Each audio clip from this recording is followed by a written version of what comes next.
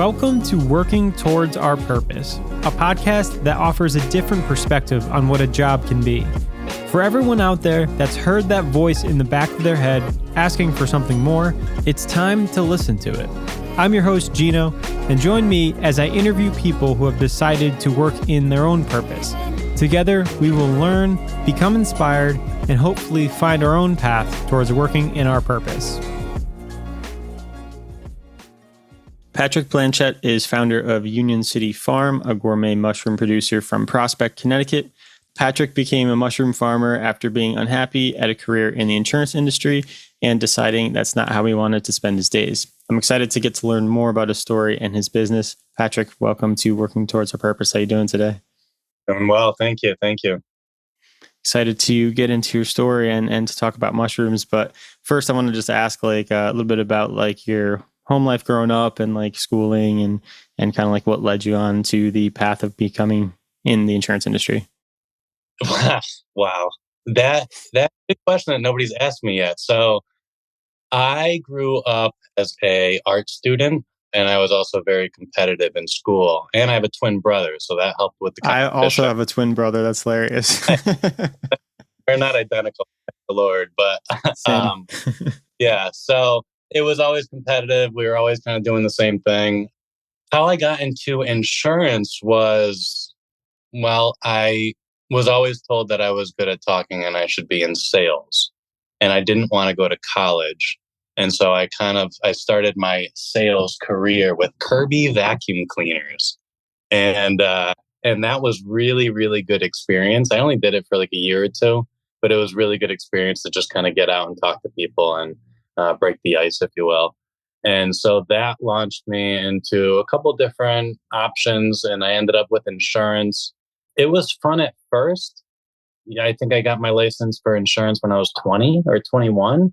And so I was doing very, very well. I was making more money than any of my friends at the time. But therein lies the problem, because I was doing it with the intention of making money, and that was it. And then I did that. I was passionate about it to some degree, because there were some scenarios where, I sold a policy and maybe pushed somebody to get a policy and then they end up dying. And that really kind of hit home, because I had to deliver the policy to the loved ones and let them know that it was covered. So there was some passion there. There was some level of fulfillment, but it was few and far between. And I went from doing outside sales, where I was basically sitting in people's houses, talking to them about their insurance. And I switched to inside sales, which basically means I was sitting behind a desk, answering phone calls and talking insurance over the phone. I did the insurance sales inside with a company for about 10 years, and it was fun. I mean, it was a good atmosphere. We had a good team. Everybody was kind of around the same age bracket, so we'd all get along. But one day it just something switched, and I realized that I don't want to sit behind a computer for the rest of my life. As much as I was making good money and I was somewhat happy with the people that I was working with, it just I started kind of diving deep into, I guess, the spiritual side of me that was never opened up before, and started kind of asking the important questions, like, why are we here? What are we really doing? What does this all mean? And that led me to believe that what I was doing at the time, which was selling insurance, was not my purpose. It was something that, got me to where I am today, but it's not something that I'm going to continue doing for the rest of my life. Ergo, mushroom farmer. Awesome. I guess I'm curious to, how did that start? Where did the spiritual side of you become intrigued, or what was the first thing? Do you remember what kind of got you into more of that sort of thought patterns? Yep. I was dating a girl that was into mindfulness. She was actually a mindfulness coach and teacher, and she was also a ballroom dance teacher. And she opened me up to both of those things, actually, ballroom dancing and meditating, that I've never done before. And being a competitive spirit, when I started doing that, I realized how bad I was at both of those things, and it haunted me. It bothered me so much. So I dove in deep. I was like, I'm gonna get this figured out. And that's kind of where it all started. Interesting. The last interview that I just released today was one of my friends who's like really big into meditation and kind of talked about like the different stigmas of meditation and people thinking that they can't meditate. Is that something that's still a part of your life? Like, do you still use meditation? Yeah. So I did have a period of maybe about a year or two while I was building the farm where I just didn't really have that much time to devote to myself because I had a mission and I had a goal and a purpose, and I was devoted all my time to building the farm. But I'm getting back into it now because now I've had the shop open for a year. The farm's been built for a couple years. I'm starting to get into a routine, if you will. I'm starting to see gaps where I have some time to spend with myself. But yeah, that is a huge component to where I am today with the farm and my mindset. And it's going to be part of my regular routine, if not daily, then very, very often. Because I can tell that I have missed it. I have missed that time with myself because I've been putting all my energy on external things, external stimulus in my life, and I haven't really been focusing on me. And when you do that for an extended period of time, it catches up with you. But a lot of that had to do with just building the farm because it was all by myself. I didn't have anybody else. I was learning as I was doing it because I didn't really know what I was doing. So I was looking at videos, I was researching, I was from the ground up building all the equipment that I use on the farm because I had to do everything within a budget. So I was just in a constant, 14 to 18-hour day of learning and applying and learning and applying. Mm-hmm. Yeah, certainly sounds like a huge undertaking, but also wanted to go back to like the actual transition of you leaving your career and an older job. What did that look like for you? Did you do like a part-time sort of thing, or did you just like rip the Band-Aid off and go straight Nope, into mushrooms? nope. It was funny. This is when I was really kind of starting to meditate. I was probably meditating for maybe about a year and a half, maybe even 2 years. I don't know exactly, but let's call it a year and a half. And I was very, very focused. There was a there was a time where my coworkers were calling me Buddha Pat because they would come up to me with a question or a problem, and I would have to answer the best answer possible immediately. Like it was almost like a superpower. It was incredible. But this time I was meditating probably 5 to 6 hours a day. So Wow. I was very convinced that what I was doing and how I was spending my day to day doing the insurance was not going to serve me anymore. So yeah, I ripped the Band-Aid off. It was very immediate. I left there. I didn't have anything lined up. I just left. I didn't know what I wanted to do. I just knew what I didn't want to do. And so I took the leap of faith. And from an outside perspective looking in, that could come off as impulsive, especially because I have two little kids. I have a 2-year-old and a 5-year-old. When I did this, it was the news of the new baby, my son, and my daughter was 2 or 3 at the time. So it was definitely a big move, leaving a solid foundation of income that I've had for a decade to just quitting and not knowing what the heck I'm doing. But I just knew that if I followed my heart and if I did something that would make me happy, then I would be okay. And that was the purpose. That was my mission. That was my goal. So I left the insurance gig. I bought a new house where I can build a property into a farm. I knew I wanted to farm. I didn't know what I wanted to farm, but I knew I wanted to farm. And I found this property, this multi-use property where I can have a business and I can also live on the property for the time being. So it kind of all worked out, and that's a whole nother story to dive into and how I found this house. But it was pretty wild. So I ripped the Band-Aid off and started building the farm, and here we are. Hmm. So did you have any sort of like, I mean, the way that you say, like, I totally agree with everything that you say, but for me, I feel like there's a newer part of me and an older part of me. And there's always that like voice in my head saying like, well, what are you going to do about money? Or like, how are you so sure that, you should follow your heart and that sort of thing. Did you have any like back and forth with that or? Yeah, absolutely. Absolutely. So when I made this decision, like I said, I was meditating quite a bit. I've gone through scenarios multiple times in my head. but it's almost like I was being pulled to do it, because if I wasn't going to do it now, I wasn't ever going to do it.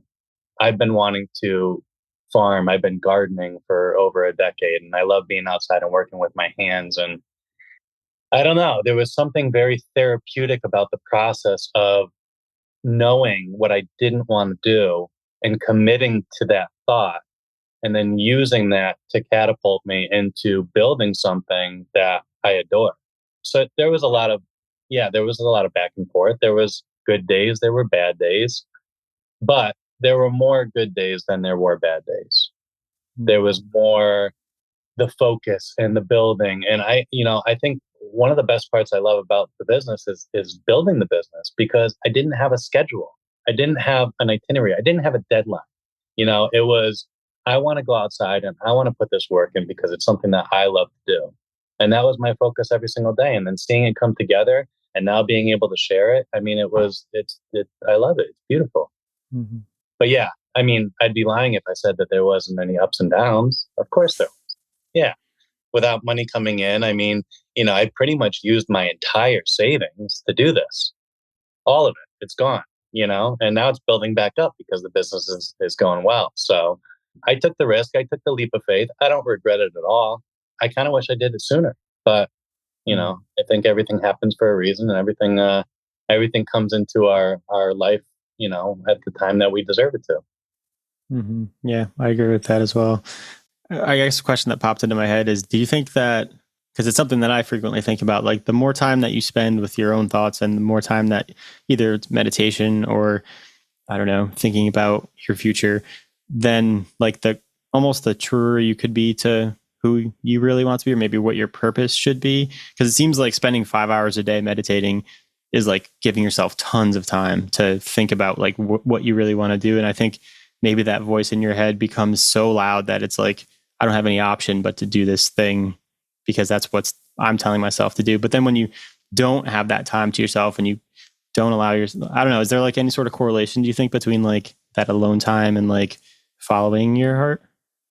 I think everybody has a different meditation practice. It's almost very easy to just sit in thought, and you don't have to be meditating, quote unquote, to do that. You can just be staring out the window and do that. My form of meditation that I practice is really to just focus on nothing. And when I focus on nothing and I focus on my breath, or I focus on just being present, I see all the thoughts coming in, but I don't give attention to them. There's a level of control there that empowers you. And, our brains are designed to just put us in the worst case scenario and constantly be thinking. And it's easy to get consumed by that in anything, in business and relationships and family and life. But I think that finding that silence, whether you are outside and doing it, or whether you're, listening to a meditation, a music meditation, and you do it, I think that finding that silence and being in the silence allows all of these other things to kind of work themselves out around you. I don't know if that makes any sense. Yeah, totally. But I find that when I overthink about something, I mean, you could overthink about it. There's snow on the ground right now. I mean, we could overthink that. Oh, maybe I shouldn't leave the house because I'm going to slip on the snow. And if I slip on the snow, I'll end up in the hospital. And if I go to the hospital, I'm work. And if I can't go to work, I'm not going to be able to pay my bills. You can fall down the rabbit hole, or you can completely, turn around and think about the opposite. I mean, if you catch yourself in the beginning, like, oh, there's snow outside, maybe I should just put my boots on, and be careful. I think that there's a level of control there that you have over your mind when you do meditate for long periods of time like that. And that is something that I think everybody should be doing. I think that it should be in every workplace. I think that, instead of kids having recess or nap time, we should have meditation time. We should have an hour a day, at least, for everybody to sit in silence and to practice that. And it is a practice. It's not something, when I first meditated, I sat down at a table like this with the girl I was dating, and she goes, "We're going to meditate." And I'm like, sure, why not? So for 15 minutes, I closed my eyes. My eyes were fluttering. I couldn't really sit in nothing. I was like I went on a journey. My mind just took me on this little escapade.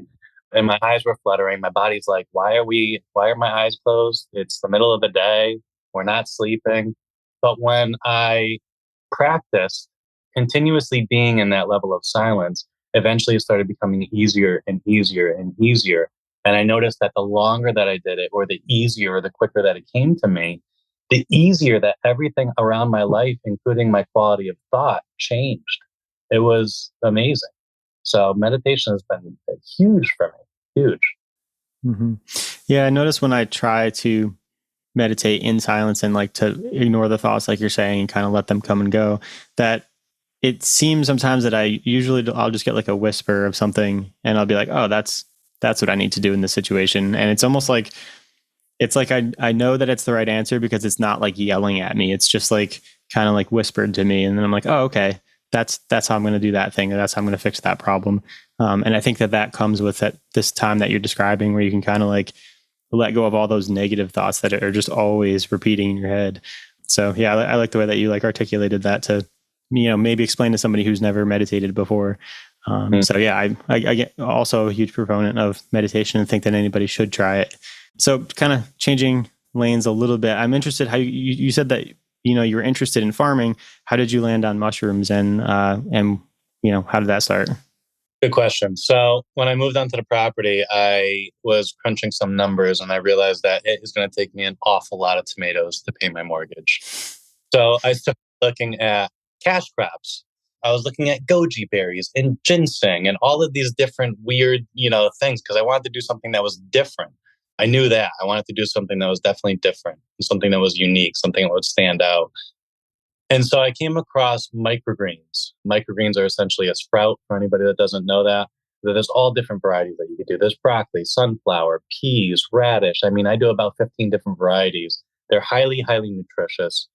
And so I started kind of looking into that. I'm like, okay, I can do a crop of microgreens every 2 to 3 weeks and get a good ticket price for it. And that could be, a sustainable crop that would help me do the rest of the farm, because I do want to do the tomatoes and the cucumbers and all that good stuff. I just want to be outside and be immersed in it. But I want to have something that's going to cover me, cover my mortgage, cover my bills. So the microgreens I dove into, and I was studying them for, I don't know, maybe around 6 months or a year. And I was finally really comfortable with them. And so I started researching a couple other microgreen farmers that were in the area just to see how they package their stuff, to see how their delivery was, yada, yada. And I had this one guy come over and we were standing out on the farm and we were talking. And I said, hey, listen, the only reason that you're here is because I want to do what you're doing. This guy had like 30 or 40 restaurants. He had probably 20 or 30 different varieties of microgreens. I mean, he was doing really well. And he had a similar story too. He was in corporate America and he left to do this. So we kind of connected on that level. And he's like, man, there's so many people doing microgreens right now because it's not rocket science. Anybody can do it. I mean, it takes a little bit of practice, but anybody can do it. So he's like, everyone's doing microgreen farming right now. But he's like, if you can get into mushrooms, there's a huge niche for mushrooms right now. And it was so ironic when he said that, because about 2 weeks prior, while I was going down these rabbit holes of learning about farming and agriculture and sustainable practices, I learned enough to change my decision on my diet and go plant-based. So 2 weeks prior to him coming over, I decided I was going to go plant-based, and I was eating mushrooms almost every single day, but it was only mushrooms that I could find in the store. And so when he said that, he's like, you should get into mushrooms. I was like, all right, whatever, sure, maybe. But it wasn't until like maybe 2 or 3 weeks later that I kind of I went into it and I looked at all the different varieties of mushrooms that can be cultivated and all the medicinal benefits, all the ways to use them as meat replacements. It was just like this shining light that came down. And I started dabbling. I started to, pick up like grow kits. People can find grow kits at like Home Depot, or, you can buy them online. My first grow kit, I remember doing it. It was terrible. It came out awful. It was just, it was so bad. But I enjoyed watching him grow. And it was kind of like it brought me back to the ballroom dance and the meditation. Is when I first started something, I was completely terrible at it and it just haunted me, to the point where I wanted to be the best at it. So I quickly realized throughout that process why more people are doing microgreen farming instead of mushroom farming. There is a huge investment to do for mushroom farming where there's not so much for microgreens. But luckily, I did have a little bit of savings to kind of work on that. So I dove in deep with the mushrooms. Like I said, like 14 to 18 hours a day, reviewing videos online, reading books, consuming myself with as much information as possible, and learning about all the health benefits and all the ways to use mushrooms instead of meat. It started just becoming part of my diet, and then once I started growing all the different varieties, I'm like, this is freaking awesome. This is really, really cool. And there's so many different. I mean, I have pink mushrooms, I have yellow mushrooms, I have blue mushrooms. I mean, there's all different colors and textures and shapes and sizes.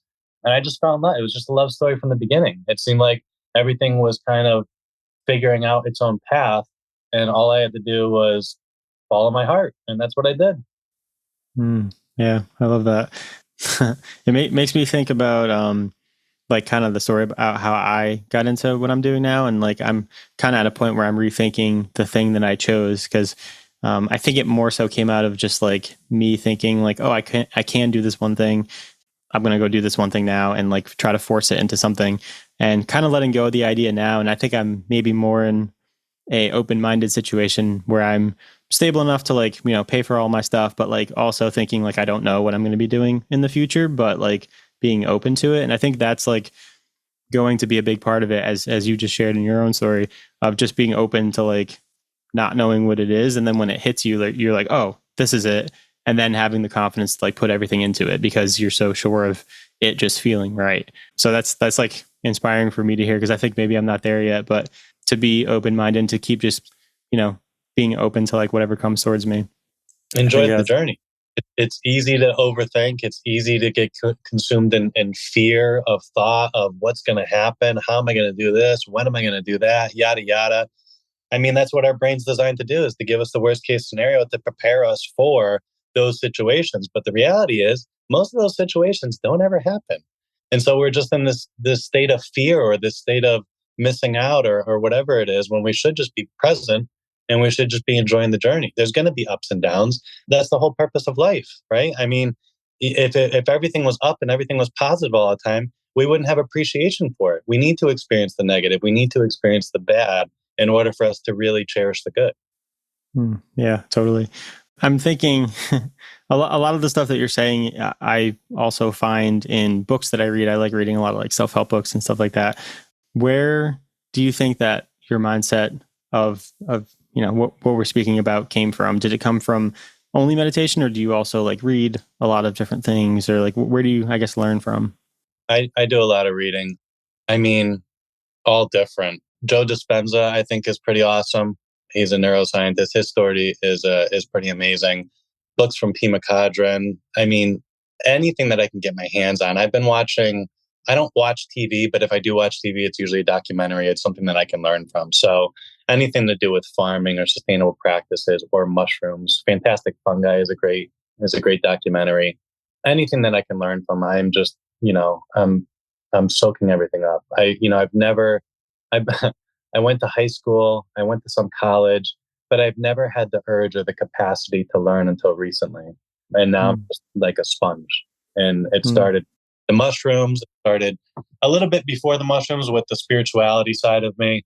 But since then I don't know. I just want to learn. I want to build my knowledge. I want to share. I want to share that, with as many people as possible.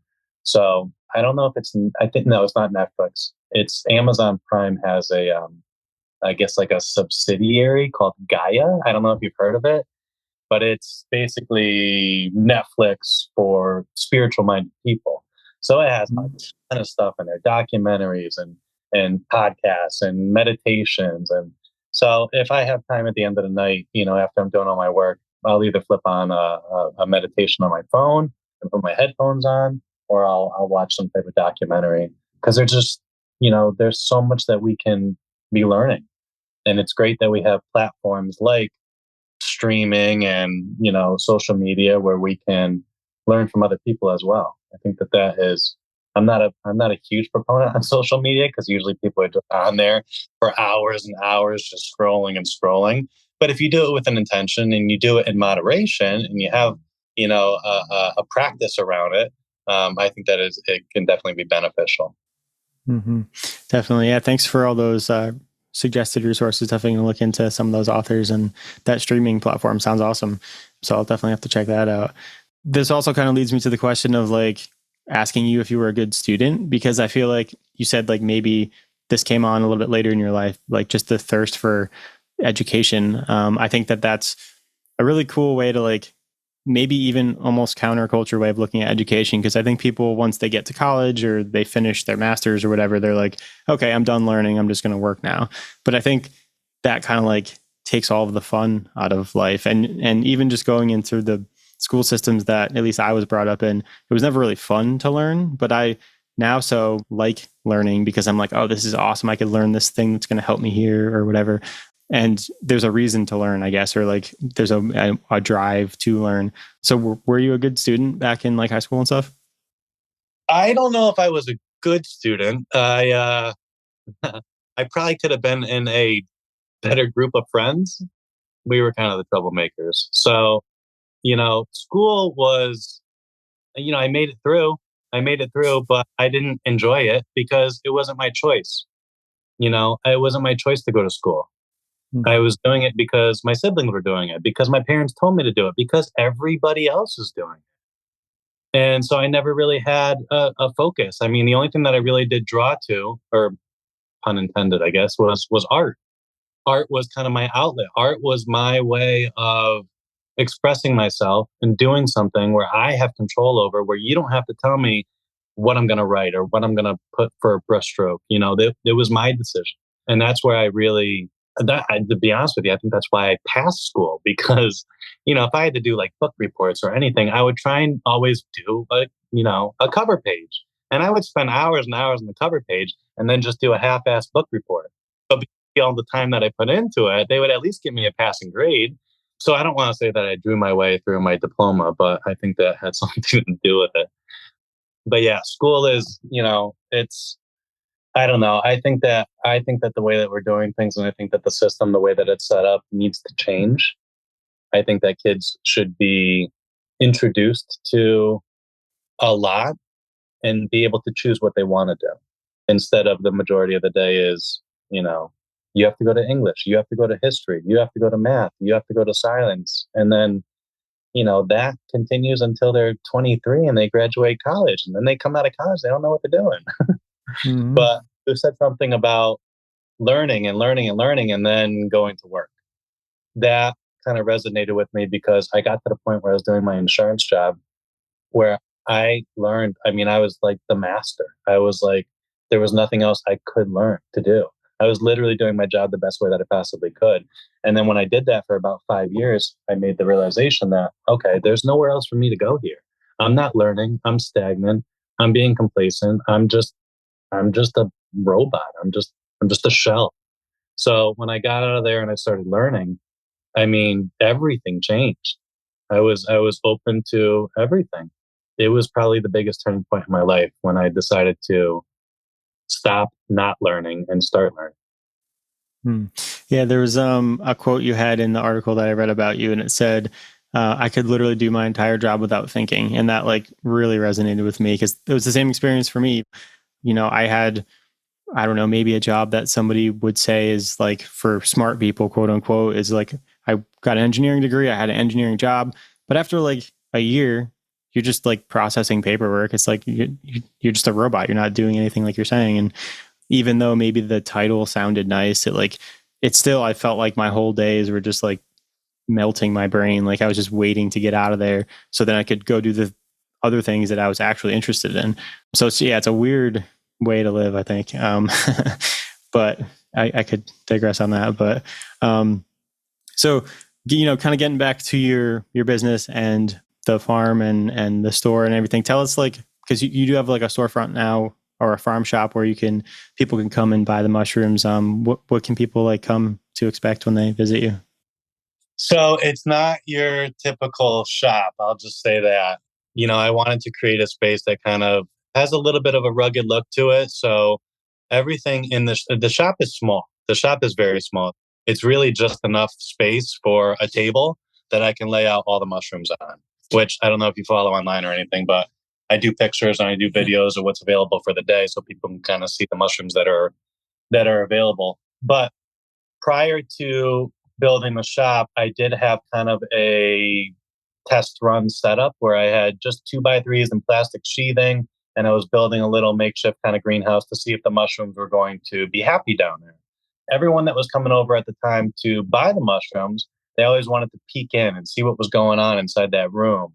And so I decided to take the whole thing down, put a wall up with a viewing window in. So now when you come into the shop, your first thing that you notice is it's very rustic looking. I've used reclaimed pallet board to do all the kind of like the wainscoting, and I've used some live edge. I have a really nice live edge table that I built to kind of highlight the mushrooms. So it's very woodsy, very rustic looking. And then there's a wall up that has a viewing window right into the farm. So you can look into the farm and see all the mushrooms growing. And people are usually amazed by that because they're just kind of growing right out of the bag. There's all these different colors. There's a ton of mushrooms usually. So it's really a cool feature that I'm really glad that I did that. Nice. So do you participate in any like local farmers markets or anything like that? Or is it just the shop so far? Yeah, I've gone to a few markets. I was supposed to go to a lot more last year, but the shop started selling out like every single weekend. So I didn't have enough mushrooms to get to the market. This year, we are going to remedy that. So the goal this year is to get out to as many farmers markets as possible. Nice. One of the things that I do, I have a part-time job where I work for like a local bagel shop, and I go to farmers markets, and like they've been something that like has brought me so much joy. I love going to farmers markets and talking to vendors, and the people are awesome. Farmers are awesome. So it's something that I really enjoy. But yeah, is there plans for you to like become bigger? Like what's the plan, do you think, for the future, or do you not have one? This year is going to be a big year. We're looking at opening up a new location in New Haven area. Oh, nice. That's where I am. Yeah, it's going to be a bigger storefront with a bigger farm. And it's going to be kind of the same concept. People can walk into the farm. They can see everything growing. They can see where their food's coming from. They can see it's healthy. It's clean. There's nothing hidden, And that was something that came to my attention when I started going down the rabbit hole with all the documentaries about how much of our food source information is hidden, and that's why I went plant-based, kind of learning about the industry and seeing how our food actually gets to our plate, and knowing that food goes into our body, or what's the saying? Put good in, get good out, something like that, Mm-hmm. And I think that having high quality food is going to give you a high quality mindset, which is going to give you a high quality life. Mm-hmm. For sure. And maybe for people who aren't educated on the benefits of mushrooms and like how good mushrooms can be for you, do you want to give them maybe like a short pitch of like why mushrooms are good? There are so many health benefits that these little fungi have. It's incredible. I mean, there's your typical oyster mushrooms that help with lowering blood sugar and cholesterol. There's probably the most popular mushroom that I do is the lion's mane mushroom. That is the mushroom for your brain health. So cognitive function, memory, repairing damaged nerves, promoting hair growth. I mean, there is rainbow mushroom, which is great for calming the nervous system. If people have anxiety or depression, it's an awesome supplement to have. I mean, you can go through each single mushroom and figure out the properties that it has. And they're amazing. I mean, a lot of people are taking some of these mushrooms in some form or another, whether it be in a supplement or some type of tincture. But to have the mushrooms fresh too, and to experience the culinary side of it, they're beautiful. The lion's mane mushroom, for example, it's more resemblant to me of seafood than it is of a mushroom. So a lot of dishes will mimic seafood dishes. Like I do a lion's mane clam chowder, lion's mane crab cakes, lobster rolls. I've made it into a steak. I've made it into a sausage. There's so many fun different ways that you can play with these mushrooms, but I mean, just get them into you. Whether you eat them, whether you use them as a tincture, whether you use them as a dried supplement, they are phenomenal. That's awesome. Do you have like any sort of like reference material or books where you can like educate your customers on like the benefits of which ones are which, or maybe even like recipes? We're going to be working on that with the new location. It's just me running the show. So right now it's all the production, being available for the shop, and then being available for obviously my kids as well. There's if you can figure out a way to get 28 hours a day instead of 24, I might be able to have time for stuff. But it's good. It's busy. It's good. I love it. This partnership that I have with somebody that is going to be growing this other platform, this other business, we are going to be doing all of that. So we're going to be doing farmers markets. We're going to be doing grow kits. We're going to be doing classes. We're going to be doing, all the medicinal benefits. We're going to be doing recipes. So we're really going to kind of throw all the pickles out the window, if you will. Nice. That's very exciting. And, I think something that people are really interested in more nowadays. I see more and more, like locally grown. There's a cafe in New Haven that does like all fermented stuff and continuously talks about the benefits of using local, this is how it's made. We make it here. And I think it's only going to get better and better as people are concerned with their health and the garbage that we eat on a day-to-day basis. But it's all around us. To make the good stuff all around us. Look at the grocery store. 90% of the grocery store is just junk. It's junk. It's processed junk.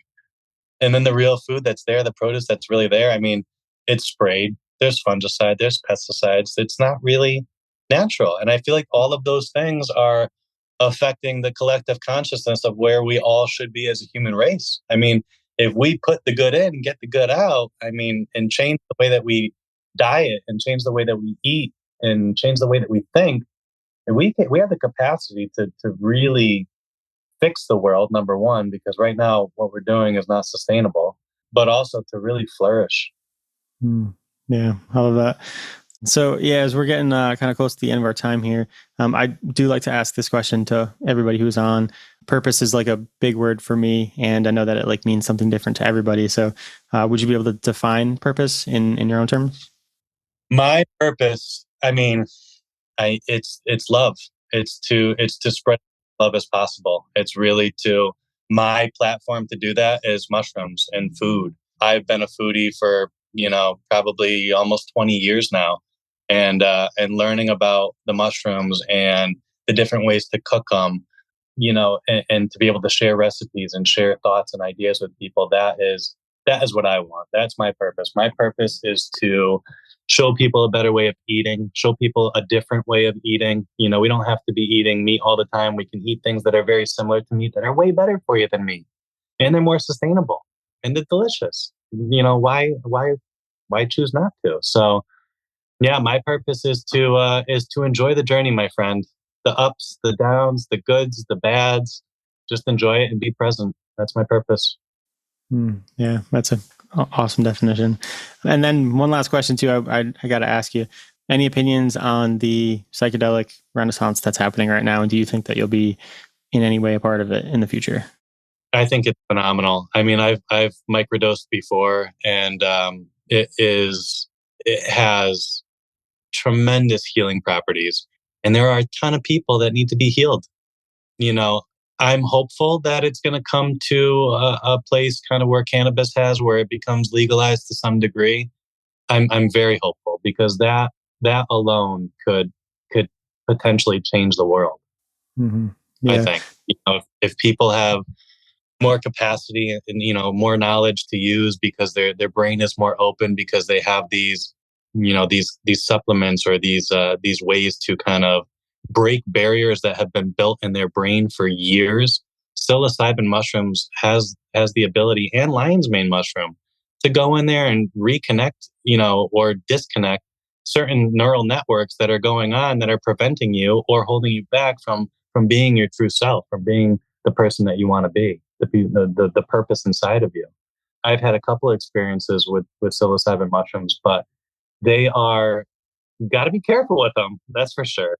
And you have to do them in the right context. But I think that under a mentor or a supervisor of some sort, they are extremely powerful at reconfiguring the brain and reconfiguring someone's life. So I'm hopeful that they do become legalized to some extent. And then at that point, why would you not come to the mushroom farm for those, right? Mm-hmm. Definitely. If it comes into our path, we'll dabble into it. But it's the gourmet mushrooms that get me. There's a really good, speaking of documentaries, documentary on Michael Pollan's book, How to Change Your Mind.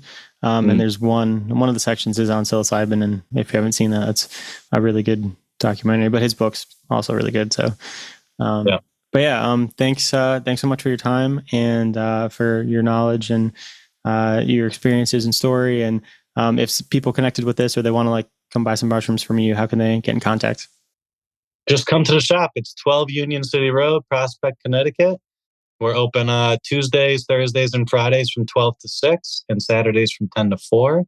And if you can't come in those hours, I live on the property. So just shoot me a message, give me a call. If I have mushrooms on another day, I am always more than happy as long as I'm here to open up the doors for anybody that's interested. Awesome. That sounds perfect. And I'll definitely have to make my way up there at some point and check it out because it sounds awesome. If not, keep a lookout because we'll be in New Haven pretty soon. Excellent. All right, man. Thanks so much for your time. All right. Thanks, Gina. Take care. Thank you for listening to Working Towards Our Purpose. If you liked today's episode and are interested in more, you can sign up for my Substack newsletter with the link in the show notes, where I share thoughts, tips, and ideas that I'm learning along my journey to help inspire you. The show was produced by Pleasant Podcast at pleasantpodcast.com.